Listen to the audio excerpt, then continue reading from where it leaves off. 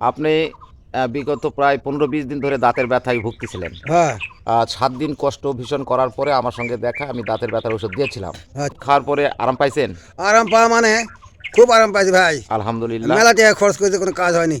7 না দিনে হওয়াতে তোমার এই বুড়ি খায় উপকার পাওয়া মানে ভীষণ উপকার পাইছি। এবং দাঁতের ডাক্তারের কাছে গেছিলেন, সে কত খরচ হবে ও বলছিল? 3000 টাকার কথা বলে। আচ্ছা, তারপর আমার সঙ্গে দেখা, ওষুধ দিলাম, আল্লাহর রহমতে এখন সম্পূর্ণরূপে আরোগ্য। হ্যাঁ ভালো আছি ভাই। কোনো সমস্যা নেই, শুধু হোমিও তরল ওষুধ খাইছেন না, হয় আর বায়োকেমিক একটা ওষুধ। ও এ খাইছি। পর্যন্ত আল্লাহর রহমতে ভালো। ভালো আছি এখন বর্তমান। তো আল্লাহ বলে ভালো আছে, এখন কি হবে পরে কথা। তো আপনি কি বলবেন এরকম যন্ত্রণা, কষ্টকর দাঁতের ব্যথা কারো হলে আমাদের সঙ্গে যোগাযোগ করার জন্য বলবেন? হ্যাঁ 100 বার বলবো।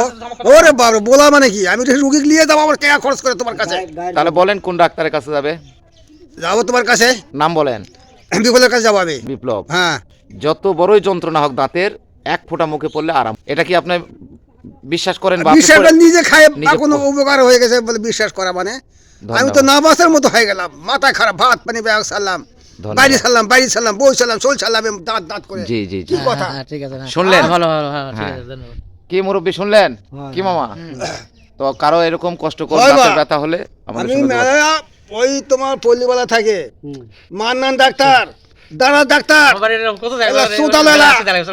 বুঝছেন, এলাক ব্যাগ ফেল হয়ে গেল।